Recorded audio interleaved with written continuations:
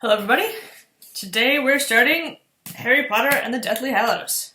That is heavy. Like I told you that this is the only book that I actually bought when it was first coming out. So, I kind of can't believe that we've made it to the last book in the series. In your A Bit of Light reading presentations, most of the groups have someone presenting a paper on Harry Potter fandom, which includes this bit about how fans often consider a fictional universe to be more essential than the source text that introduced it. And this could lead to all kinds of interesting results, from the kind of fanfiction that rights the wrongs of a series to a fandom that turns its back on the author.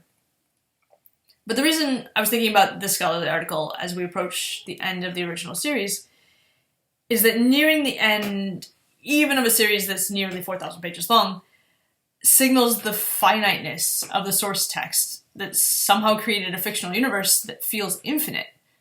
It's bigger on the inside. And yet, yes, I know that Rowling has added a lot more source text, which fans recognize as various degrees of canon. But in this class, we've stuck mostly to the original 7 books. And even just within these books, we've encountered a universe that feels like there's so much depth to probe.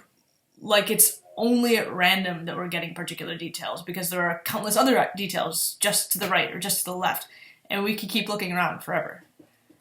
And maybe that's why Rowling has ultimately been so reluctant to leave the series behind. And who can really blame her? Fans don't want to leave it behind either. There's a lot to critique about Rowling, but she's one hell of a world builder, and she sucks me into this fictional universe every time. So, it's with a lot of self-conscious nostalgia that I open this last book. And it's clear to me that Rowling's writing with some nostalgia too. I really don't think I'm projecting this. The text isn't quite breaking the fourth wall, except the dedication, which doesn't really count. But in these opening chapters, it seems to be deliberately taking us through a series of events, large and small, that are designed to remind us of everything that's come before, and to remind us of the fact that it's all ending. It's kind of like a more literary version of the last few episodes of a long-running sitcom that doesn't quite want to say goodbye. We see this certainly in the scenes in which Harry and later Hermione sort their books and possessions to decide what to take with them. They come across all these reminders of their years at Hogwarts, like Lockhart's books, the shard of Sirius's mirror, and the Triwizard Tournament pin supporting Cedric. And this is all the more poignant because 2 of those men are dead and 1 has lost his memory. There's the final goodbye to the house on Privet Drive and to the Dursleys, in which we see that child abusers don't get a redemption, but Dudley, like Draco, may get to be better than the people who raised him. Next comes the tragic loss of Hedwig and Moody, both as sudden as all the other deaths in the series, and for which Harry feels just as responsible, and the loss of George's ear, and the smaller loss of Harry's firebolt, which was a cherished gift from Sirius. The reading of Dumbledore's will represents another stage of farewell, as does Harry's 17th birthday, and their conversations with Mrs. Weasley about not returning to Hogwarts, and all the preparations they make, especially Hermione. And then finally, Bill and Fleur's wedding, which is a bit like the scene at Dumbledore's funeral in that it's an excuse to include a bunch of characters from the earlier books. But it's also the last stop, in a way.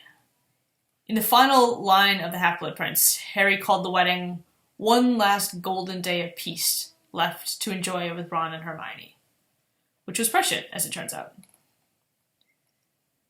But there are 3 layers at work here in these first chapters, and to some extent throughout the entire book. First, Harry is saying goodbye to his childhood, both in Muggle suburbia, which he can write off forever now, if he likes, and also at Hogwarts. He's come of age, and although his childhood was unhappy and his adolescence was rough, Harry still feels nostalgia and sadness at what he's losing and what he's already lost. Second, Harry's marching toward death. He doesn't know yet if it's in his near future or many years away, but he's keenly aware of the prophecy and of all the people who've already died all around him. On some level, Harry also regarded Dumbledore as a god figure, and the shock of Dumbledore's death brings Harry's own mortality into clear focus. The attention to what happened in Dumbledore's life at around Harry's own age also highlights the inevitability of death, even for the most spectacular young wizards. And of course, the third level of this book is that we're saying goodbye to a series that, at the time of publication, had been going for 10 years, which was long enough for its readers to have grown up too, and to attach so many of their own memories to the books. The interplay of these three layers, the way that they weave together and reinforce one another, is part of what makes these opening chapters so effective and also so affecting. The other thing I want to talk about is the narrative of Dumbledore's life and how it's being represented. On Tuesday, I talked about the narrative of Voldemort's life that Dumbledore pieced together and, to a certain extent, curated for Harry to view. It was chaotic and disturbing in its pieces, but the overall narrative was mostly neat and clear.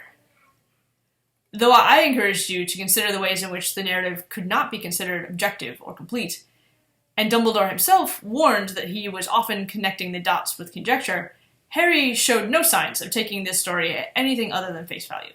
And as we start this book, that narrative of Voldemort's life has basically been filed away as fact.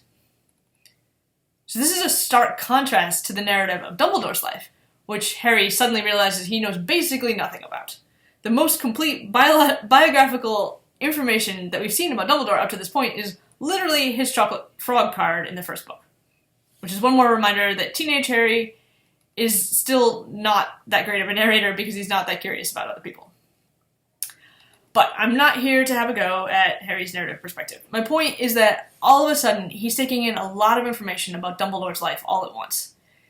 And it's very different than the way he learned about Voldemort's life.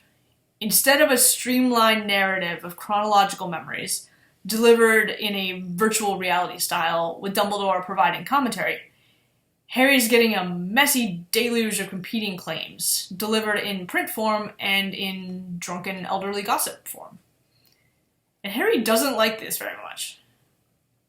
Unlike with Voldemort's narrative, here the text is explicitly and repeatedly drawing our attention to the messiness, to the conflicting possibilities of depicting Dumbledore.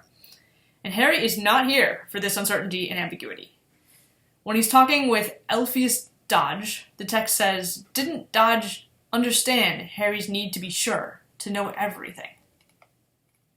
We've talked before about Hermione as a critical reader, who's become a lot more comfortable with the idea that what authorities say, whether on paper or verbally, can't be taken at face value, but must be critically examined and questioned. Harry is certainly not trusting of certain authorities, especially ministry officials, but I don't think he's given nearly as much thought to critical reading, except when it comes to direct mentions of himself in the Daily Prophet, or really outrageous claims in the Quibbler. Harry, like a lot of high school students, has generally seemed to assume that if it's in a book, it's true. And not just true, but mostly uncomplicated. If you remember way back to Chamber of Secrets, when they're in History of Magic class, Hermione tries to get Professor Binns to talk to them about the Chamber of Secrets, and he initially dodges the question, saying, "My subject is history of magic. I deal with facts, Miss Granger, not myths and legends." And after he does reluctantly answer, he says, "We will return, if you please, to history, to solid, believable, verifiable fact."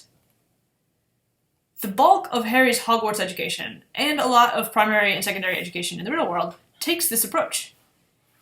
In both his lecture and practical courses, the book or the instructor tells the student information, the student takes it in, without thinking all that hard about where the information came from, or who wrote it, or what the writer's purpose was, or who the audience is, or what biases the writer might have.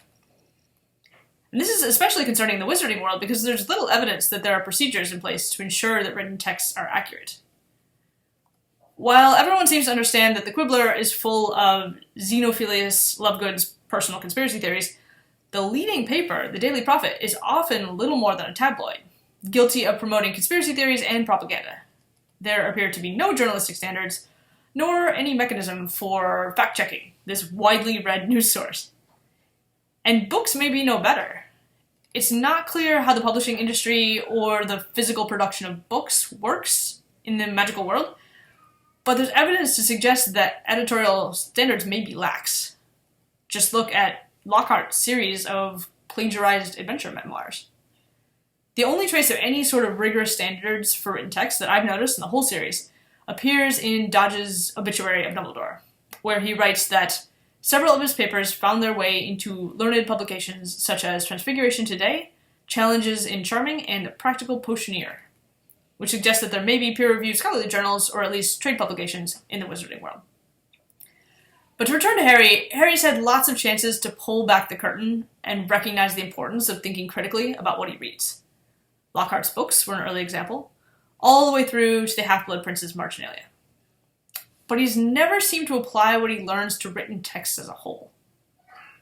So I think Harry was expecting a straightforward account of Dumbledore's life that appears more or less like Dumbledore's new portrait in the headmaster's office, with no discernible, or at least no interesting or interested creator.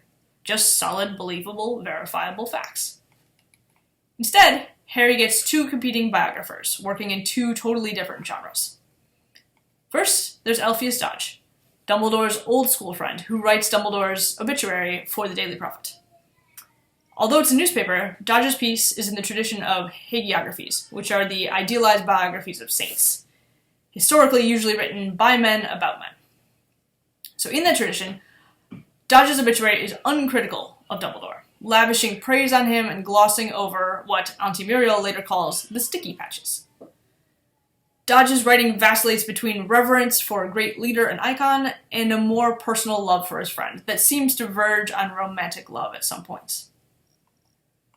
When Harry later talks with Dodge at the wedding, Dodge tells him, "Let nothing tarnish your memories of Albus Dumbledore." While Auntie Muriel says to Dodge, "Oh, we all know you worship Dumbledore," and claims that he's going to think Dumbledore was a saint no matter what information comes out.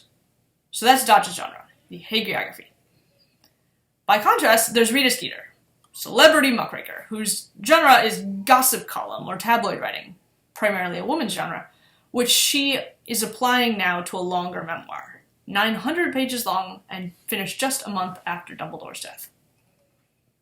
We already know Rita's methods. If we've somehow forgotten, she reminds us in the interview also printed in the Daily Prophet. She tells her interviewer, "You know as well as I do how much information can be generated by a fat bag of galleons, a refusal to hear the word no, and a nice, sharp, quick quotes quill. AKA bribery, coercion, and straight up making stuff up." We've seen, and Harry's seen, Rita make up utter nonsense about him, and about Dumbledore too.